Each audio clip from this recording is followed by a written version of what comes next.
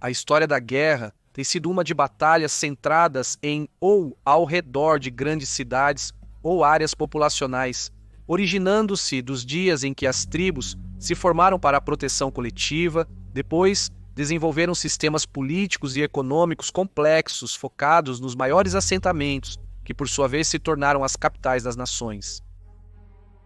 Algumas das batalhas mais famosas da história focaram no esforço de um exército para capturar uma grande cidade e nos esforços de outro para defendê-la. Isso incluiu a campanha grega contra Troia, o saque de Constantinopla e a batalha por Berlim. Toda guerra tem batalhas por cidades, e em 2003, quando forças dos Estados Unidos da América, auxiliadas pelo Reino Unido, invadiram o Iraque, diz Saddam Hussein, os planejadores em Washington sabiam que suas tropas teriam que entrar na capital Bagdá se quisessem depor o ditador e seu governo, objetivo da Operação Liberdade do Iraque. Ninguém estava sob qualquer ilusão de que Bagdá seria um osso duro de roer, e apesar da vantagem tecnológica desfrutada pelas forças dos Estados Unidos da América, anos de experiência operacional do Vietnã à Somália, disseram aos comandantes dos Estados Unidos da América que, no final, dependeria em grande parte da habilidade e espírito de luta da infantaria. Esta é a história da queda de Bagdá.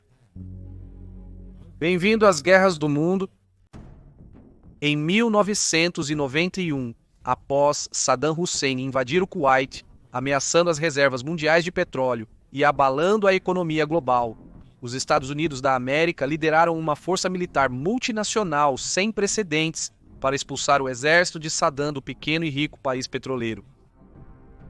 Definindo o padrão para conflitos futuros, a Operação Tempestade no deserto viu o uso de poder aéreo com ataques precisos, abrindo caminho no Kuwait para as tropas terrestres. Em apenas 43 dias, o exército de Hussein, naquele momento o quarto maior do mundo, com até 900 mil soldados, foi dizimado e o Kuwait estava livre. Muitos líderes ocidentais, especialmente o presidente americano George Bush, desejavam perseguir o exército iraquiano em retirada e destituir Saddam Hussein, crendo que isso asseguraria a estabilidade regional. Entretanto, vários aliados árabes que apoiaram a Tempestade do Deserto se opuseram à continuação da guerra por um exército ocidental após libertar o Kuwait. Então, os Estados Unidos da América a encerraram com a sensação de missão incompleta. Como compromisso, o Iraque concordou em permitir a entrada de inspetores de armas da Organização das Nações Unidas em seu país para observar a destruição de seu arsenal de armas de destruição em massa, ou ADMs, conforme delineado no processo de paz. Os inspetores enfrentaram resistência dos iraquianos, levando autoridades americanas e britânicas a suspeitarem que Hussein escondia armas químicas e biológicas, além dos meios para lançá-las, em locais secretos no deserto, aguardando a chance de usá-las. Essa ameaça percebida cresceu exponencialmente após as atrocidades de 11 de setembro realizadas em Nova York e Washington, D.C. em 2001. Os Estados Unidos, agora sob a presidência do filho de Bush, George W. Bush Jr., destacou o Iraque como um apoiador da guerra ao terror, direcionada à população americana. Destacando as falhas do Iraque em cumprir com os inspetores e alguns relatórios de inteligência espúrios, Bush foi à Organização das Nações Unidas em busca de uma resolução para autorizar a ação militar, apoiada principalmente pelo primeiro-ministro britânico Tony Blair. O Conselho de Segurança da Organização das Nações Unidas fez repetidas exigências para que Saddam Hussein cumprisse com as equipes de inspeção da Organização das Nações Unidas, mas parou antes de autorizar o presidente Bush a liderar uma invasão. Com a França, a Alemanha, Rússia e China firmemente opostas à Grã-Bretanha e aos Estados Unidos da América e ameaçando vetar qualquer resolução, o Conselho estava em um impasse, deixando Bush autorizar a ação militar dos Estados Unidos da América sem a aprovação da Organização das Nações Unidas, com base no fato de que o Iraque estava falhando em cumprir suas obrigações de segurança internacional e era uma ameaça direta à segurança dos Estados Unidos da América e, em suas palavras, os Estados Unidos da América não precisavam da permissão da Organização das Nações Unidas. Em 17 de março, Bush deu a Hussein e seus filhos 48 horas para efetivamente se renderem ao Iraque e deixar o país, mas este ultimato foi ignorado. Assim, apoiada pela Grã-Bretanha e por contingentes militares menores da Austrália e da Polônia, a Operação Liberdade do Iraque começou em 19 de março de 2003 e alguns dos primeiros alvos atingidos estavam em Bagdá e nos arredores.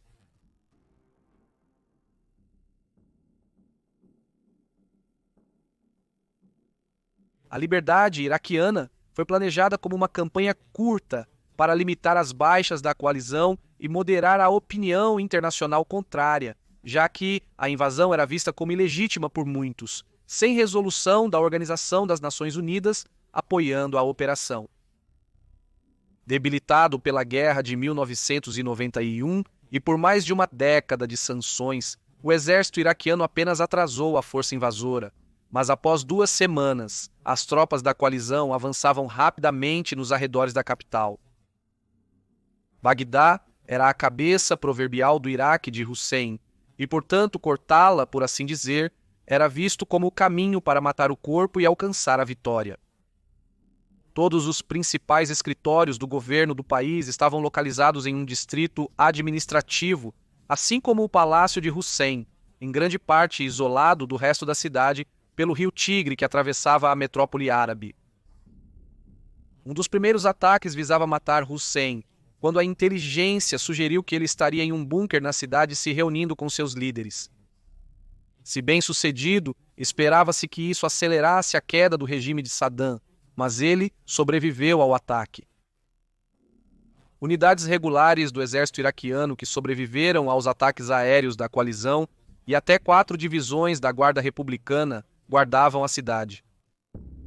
Até o final de março, o número de defensores aumentou com a incorporação de grupos paramilitares e voluntários que pegaram em armas contra o que cada vez mais era visto pelos muçulmanos do mundo todo como uma guerra contra o Islã pelo Ocidente.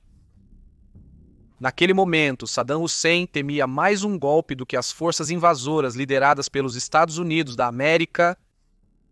Ele começou a desmantelar até suas unidades militares mais confiáveis para criar unidades híbridas de todos os aspectos de sua força de defesa. A ideia era que qualquer conspirador em potencial não saberia em quem confiar nas novas formações, sendo menos propensos a sugerir traição. Com sua infraestrutura de comando e controle neutralizada pelo poder aéreo da coalizão, os comandantes iraquianos usaram mensageiros para organizar a defesa da cidade, de forma semelhante a como Adolf Hitler comandou a defesa de Berlim em 1945. Os iraquianos usaram barreiras improvisadas com caminhões, escombros e outros materiais nas estradas para atrasar as tropas da coalizão, além de demolir as pontes sobre o rio Diyala, bloqueando as abordagens a leste de Bagdá. Agora Hussein só podia esperar pelo inevitável. Os planejadores da coalizão esperavam que, como em 1991, o poder aéreo pudesse desgastar as forças do Iraque até que não fossem mais viáveis, e forçar Hussein a se render ou fugir do país, deixando seu sucessor para negociar a paz antes de entrarem na cidade. Embora políticos e comandantes militares discordem em muitas coisas, em 2003 concordaram que o combate urbano deveria ser evitado ou restringido, pois as ruas estreitas dificultavam o movimento de exércitos mecanizados modernos e permitiam emboscadas dos defensores. A isso se somava o potencial de altas baixas civis, algo que preocupava muito as lideranças políticas em Washington e Londres, considerando o quão baixo estava o apoio à liberdade iraquiana, mesmo neste estágio inicial. Imagens de civis mortos por ataques aéreos da coalizão, por exemplo, teriam ramificações de longo alcance, tanto em casa quanto no exterior. Assim, foi acordado que, em vez de tomar a cidade bloco por bloco, as tropas da coalizão deveriam se concentrar em locais-chave, como escritórios governamentais e posições de defesa fortificadas. Em 2020, o major Nicholas Fiore, do Exército dos Estados Unidos da América, destacou as 5 fases históricas de captura de uma cidade como Bagdá que os planejadores da coalizão precisavam abordar ao se preparar para levar a luta até Saddam. A primeira fase envolvia abordar a cidade, limpando um caminho até o alvo que pudesse ser defendido contra contra-ataques e fornecer as linhas de suprimento logístico necessárias para as forças avançadas.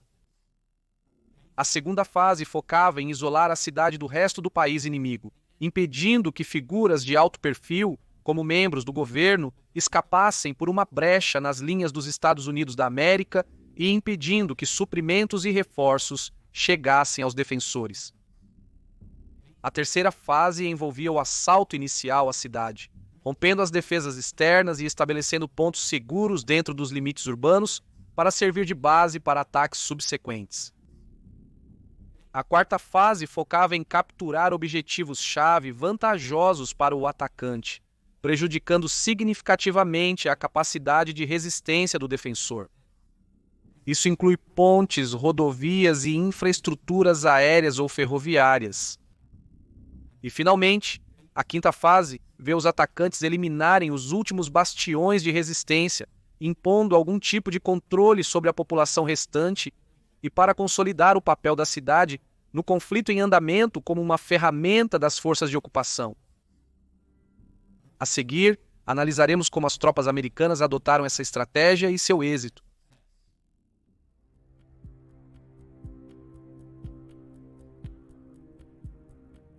Nunca houve dúvida de que Bagdá se tornaria um campo de batalha em 2003.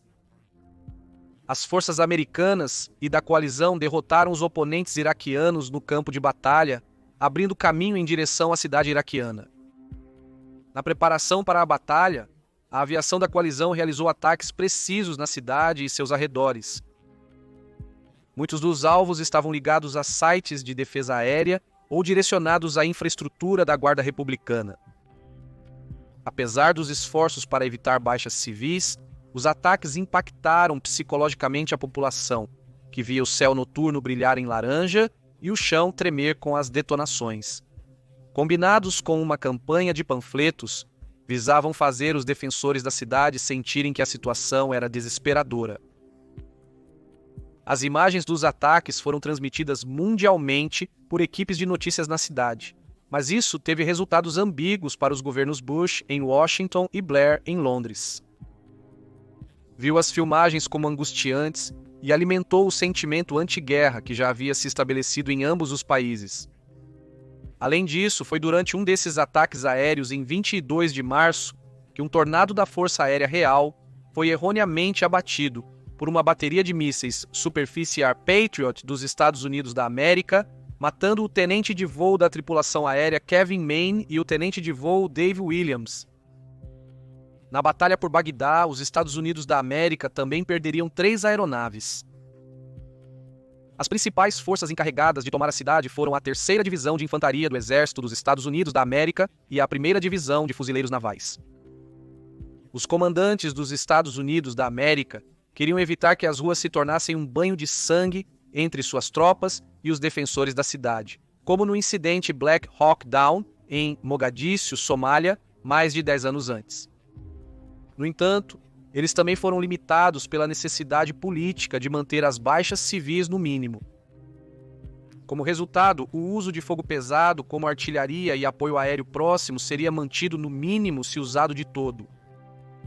Na preparação para o ataque, as forças americanas cercaram a cidade na fase 2 e iniciaram ataques aéreos contra posições defensivas e linhas de suprimento, reduzindo a capacidade de resistência dos defensores antes da batalha principal.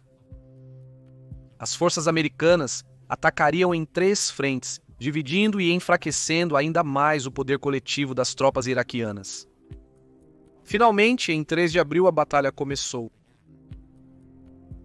Comandado pelo Major-General Buford C. Blount, as 1ª e 2ª Brigadas da 3ª Divisão de Infantaria atacaram do sul e do noroeste, encontrando resistência ineficaz em estradas e pontes intactas para atacar seu objetivo principal, ou seja, o Aeroporto Internacional de Bagdá, embora na época levasse o nome do próprio líder iraquiano.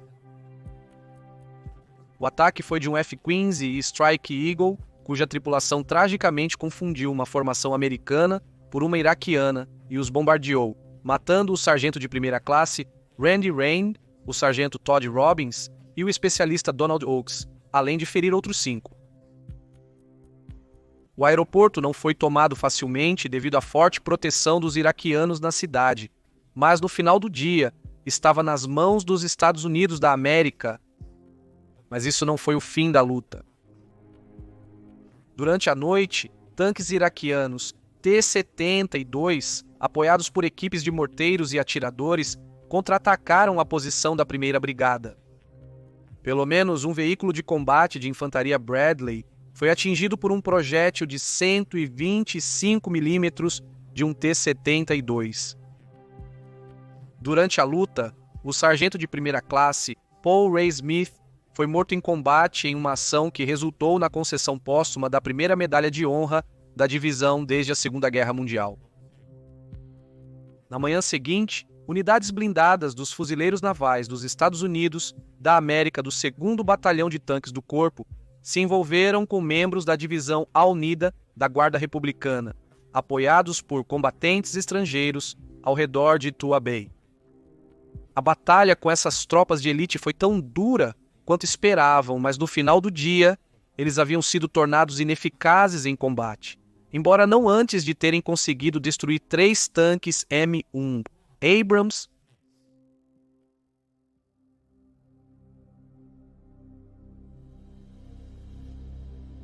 A inteligência dos Estados Unidos da América, observando os movimentos das tropas iraquianas na cidade, percebeu que muitos iraquianos estavam abandonando suas posições defensivas, concluindo corretamente que o exército iraquiano enfrentava deserções em massa.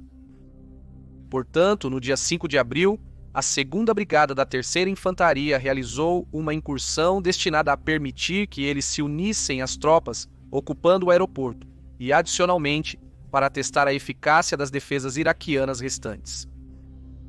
A decisão cumpriu os requisitos da 4ª fase do Major Fiore de capturar uma cidade. No entanto, em retrospectiva, nenhuma das fases anteriores havia sido alcançada naquele momento, principalmente o isolamento da cidade, já que iraquianos e um número crescente de combatentes estrangeiros ainda podiam entrar ou sair da cidade. A operação começou ao sul de Bagdá e viu a força avançar pelas principais estradas com veículos blindados e tanques M1 em direção ao seu objetivo. A resistência iraquiana mostrou-se desorganizada e pouco eficaz, com poucas baixas. A mais notável foi um tanque M1, abandonado após um impacto explosivo na parte traseira mais fraca, que atingiu uma célula de combustível e incendiou o motor. A tripulação escapou ilesa. O tanque foi posteriormente destruído pela Força Aérea dos Estados Unidos da América para evitar que fosse recuperado pelos iraquianos. A incursão, conhecida como Thunder Run nos Estados Unidos da América, foi aclamada como um sucesso. Nas 48 horas seguintes, a inteligência dos Estados Unidos da América monitorou os iraquianos reforçando suas defesas ao redor da rota do Thunder Run, prevendo corretamente que a 2ª Brigada realizaria outra investida blindada pela cidade. Liderada pelo coronel americano David Perkins, a 2ª Brigada partiu para sua 2ª Thunder Run, em 7 de abril. Apesar das fortificações adicionais, essa 2ª corrida foi possivelmente mais bem-sucedida que a primeira. Desta vez, o objetivo era o distrito governamental, que caiu muito rápido, prejudicando seriamente a capacidade dos iraquianos de continuar organizando sua defesa, embora as forças americanas não tenham capturado o alvo número 1 no Iraque, o próprio Saddam Hussein. Na época da 2ª Thunder Run, os principais combates que restavam na cidade ocorriam em 3 grandes interseções de estradas. Os comandantes americanos deram a essas áreas os nomes dos personagens principais do grupo de comédia, os 3 patetas, a saber, Moe, Larry e Curly. Na noite do dia 7, as forças americanas começaram a transmitir mensagens para que as tropas iraquianas restantes se rendessem, mas a demanda ficou sem resposta, devido ao pouco governo efetivo restante para emitir ordens. Apesar dos sucessos, as tropas americanas na interseção mais ao sul, apelidada de Curly, enfrentaram um dos combates mais ferozes de toda a batalha, principalmente contra a Guarda Republicana Especial e voluntários sírios. Por mais de 18 horas, a luta ocorreu, quase deixando as tropas americanas sem combustível e munição, até que uma força de alívio conseguiu chegar até eles, evitando um desastre. Em uma das manobras mais espetaculares dos iraquianos, eles dispararam com sucesso um míssil balístico de superfície à superfície na sede da 2ª Brigada da 3ª Divisão, matando 2 soldados, o soldado de primeira classe Anthony Miller e o sargento Lincoln Hollingshead, bem como 2 jornalistas, Júlio Parrado e Christian Liebig. Eles também 15 pessoas e destruíram veículos militares. Em 8 de abril, uma força de cerca de 500 soldados iraquianos, incluindo a elite da Guarda Republicana, montou um contra-ataque feroz através da ponte Jumuria, forçando partes da força americana no lado oeste de Bagdá a recuar inicialmente. Os A-10 Warthogs dos Estados Unidos da América foram chamados para conter e repelir o assalto iraquiano.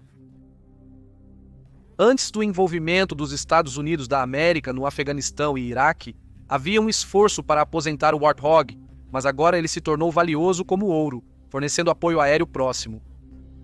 No entanto, apesar de sua robustez lendária, um único A-10 foi perdido para o fogo terrestre iraquiano durante o esforço quando foi atingido por um míssil superfície-ar lançado do ombro.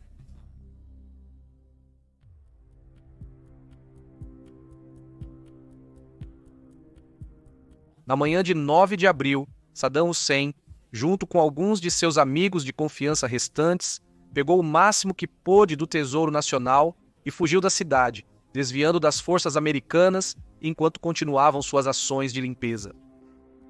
Ele fugiria para uma área fora de sua casa em Tikrit, no norte do Iraque, onde se esconderia em um pequeno abrigo subterrâneo. Enquanto ele fugia da cidade, cenas dramáticas eram transmitidas mundialmente dos eventos na Praça Firdos, onde a milícia opositora a Hussein, apoiada pelos fuzileiros navais americanos, derrubava a estátua do ditador após cobrirem brevemente sua cabeça com a bandeira dos Estados Unidos da América. Isso marcou a conclusão da fase 4 da operação. A cidade estava sob controle dos Estados Unidos da América, permitindo o início da fase 5, a transição da segurança e serviços para o controle americano, com certa urgência. Os iraquianos na cidade logo recorreram ao saque com violência generalizada. Nem mesmo os hospitais foram poupados, obrigando alguns médicos a fazer suas rondas carregando fuzis AK-40 e 7 para proteger a si mesmos, sua equipe e pacientes. Muitos iraquianos, cansados da perseguição de Hussein, por mais de 25 anos, expressaram sua raiva nos símbolos de seu regime e alvejaram seus colaboradores. Embora Hussein tenha abandonado a cidade, seu regime e suas tropas não se renderam. Em vez disso, se fragmentaram para formar grupos insurgentes que continuariam a assediar as tropas da coalizão nos meses e anos seguintes. Ataques de franco-atiradores, emboscadas e dispositivos explosivos improvisados, os IEDs, assombrariam eternamente as tropas designadas para a fase 5. O aeroporto de Bagdá seria palco de diversos ataques, incluindo por insurgentes armados com mísseis terra-ar do exército iraquiano. Em 1º de maio de 2003, um S-3 Viking pousou a bordo do porta-aviões United States Ship Abraham Lincoln, que estava retornando das operações de combate no Golfo Pérsico. A bordo estava o presidente Bush, que fez seu agora infame discurso de missão cumprida para a tripulação e jornalistas reunidos. No discurso, Bush declararia, citando: "As principais operações de combate no Iraque terminaram. Na Batalha do Iraque, os Estados Unidos da América e aliados prevaleceram. Temos um trabalho difícil a fazer no Iraque. Estamos ordenando regiões ainda perigosas daquele país. Nossa missão continua. A guerra contra o terror continua, mas não é infinita. Não sabemos o dia da vitória final, mas vimos a mudança da maré." No entanto, Apesar dessas palavras otimistas, Saddam Hussein ainda estava foragido e não seria capturado até 13 de dezembro, mais de 7 meses depois. Enquanto isso, a insurgência só crescia à medida que os fundamentalistas islâmicos retratavam a invasão e ocupação, bem como as operações da OTAN no Afeganistão, como uma cruzada cristã contra o Islã. Isso atraiu milhares de combatentes estrangeiros para lutar contra as tropas da coalizão e o novo governo iraquiano, apoiado pelo Ocidente, influenciando diretamente a ascensão do Estado Islâmico. A história do Iraque e as consequências da liberdade iraquiana continuam a ser escritas, assim como a história de Bagdá e seu papel no futuro da região.